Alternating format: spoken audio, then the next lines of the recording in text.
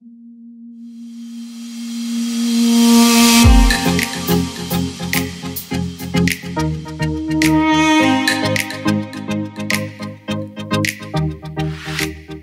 সবজিতে বাজার এখন উপচে পড়ছে, আর এই শীতের সবজি দিয়ে পাকোড়ায় যদি না খেলাম তাহলে কেমন হয়।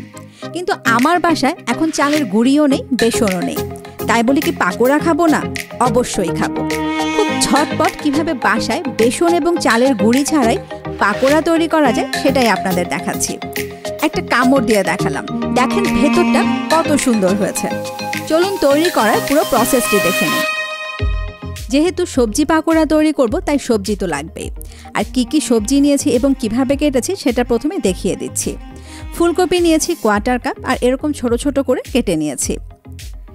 সাথেই নিয়েছি বরবটি, বরবটিগুলো একটু ছোট করে কেটেছি, আর এটাও নিয়েছি 1/4 কাপ। বাঁধাকপিগুলো একটু মোটা করে কেটেছি, নিয়েছি 1/2 কাপ। কাঁচামরিচ কুচি করে কেটে নিয়েছি 2 টেবিল চামচ, তবে আপনারা ঝাল কম বা বেশি করে নিতে পারেন। ধনেপাতা এটাও কুচি করে নিয়েছি, এটা আপনারা আপনাদের টেস্ট অনুযায়ী দিয়ে দেবেন। আমি নিয়েছি 2 টেবিল চামচ। গাজরগুলো একটু লম্বা করে কেটে নিয়েছি, স্ক্রিনে কিন্তু আপনারা দেখতেই পেলেন। আরও নিয়েছি পালং শাক, একটু মোটা মোটা করে কেটেছি, আর নিয়েছি 1/2 কাপ। আমি আমার পছন্দ মতো সবজি নিয়েছি, আপনারা চাইলে যে কোনো ধরনের সবজি অ্যাড করতে পারেন। মরিচগুলোকে আমি লবণ দিয়ে প্রথমে কচলে নেব, তাই মরিচ কুচির সাথে বিট লবণ দিয়ে দিলাম 1 চা চামচ। সাথেই দিয়ে দিচ্ছি পেঁয়াজ কুচি 1/2 কাপ।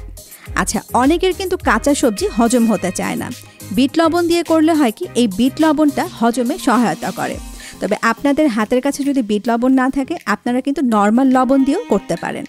খুব ভালো করে কচলে কচলে কিন্তু মাখিয়ে নিচ্ছি। যেহেতু পাকোড়া খাবেন হাত কিন্তু আপনাকে লাগাতেই হবে, কাঁটা চামচ বা হুইস্কার দিয়ে মাখালে কিন্তু হবে না। আমি প্রথমে শক্ত যেই সবজিগুলো মানে ফুলকপি, গাজর, বরবটি এগুলো দিয়ে একটু ভালো করে মাখিয়ে নিচ্ছি।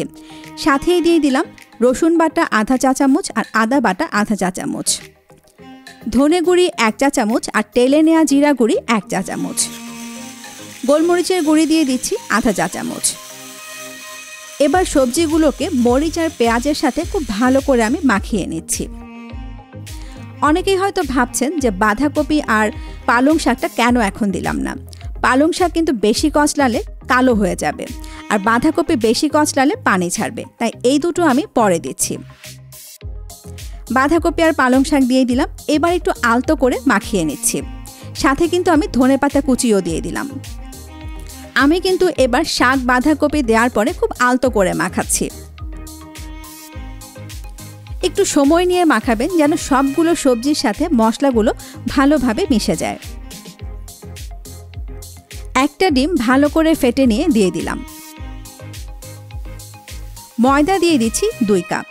এটা কিন্তু আপনারা চাইলে নর্মাল যে আটা পাওয়া যায় সেই আটা দিয়েও করতে পারেন। বেকিং পাউডার দিয়ে দিলাম 1 চা চামচ, একটু মিক্স করে নিচ্ছি। এবার নর্মাল পানি দিয়ে আমি এটাকে মাখিয়ে নেব। নর্মাল পানি বলতে রুম টেম্পারেচারের পানি, আর একেবারে কিন্তু বেশি পানি দিয়ে দেব না, অল্প অল্প করে পানি দিচ্ছি আর মাখাচ্ছি। মাখাতে মাখাতে কিন্তু আপনারাই বুঝে যাবেন যে থিকনেসটা ঠিক কেমন হবে। এই ব্যাটারটা কিন্তু একটু ঘন হবে।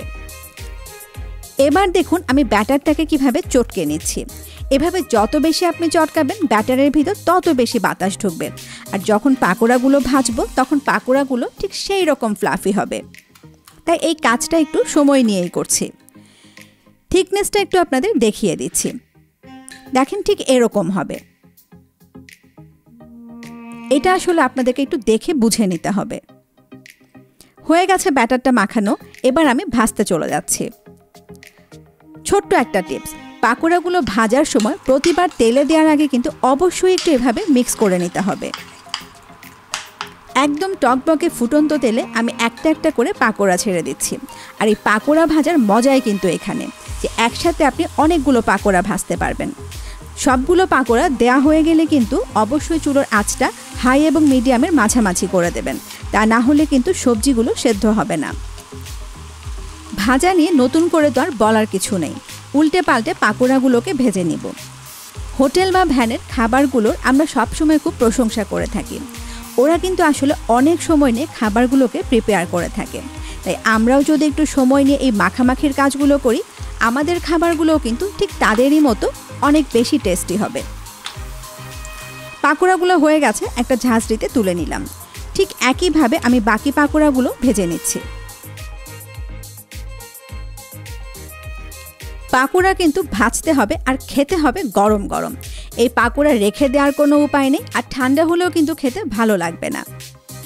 আর এই পাকোড়া কিন্তু খেতে হবে গ্রিন সসের সাথে। আর সসটা কিভাবে বাসায় তৈরি করা যায় তার একটা ভিডিও আমার চ্যানেলে আছে, লিঙ্কটা ডেসক্রিপশন বক্সে দিয়ে দেব। তবে আপনারা চাইলে টমেটো সস দিয়েও খেতে পারেন। আর সাথে যদি 1 কাপ আদা চা হয় তাহলে তো আর কথাই নেই। আর কথা বাড়াচ্ছি না, আমি এখন গরম গরম চা আর পাকোড়া খাচ্ছি। আপনারা অবশ্যই তৈরি করবেন এবং আপনাদের মতামত অবশ্যই আমাদের জানাবেন। সবাই ভালো থাকবেন, ধন্যবাদ।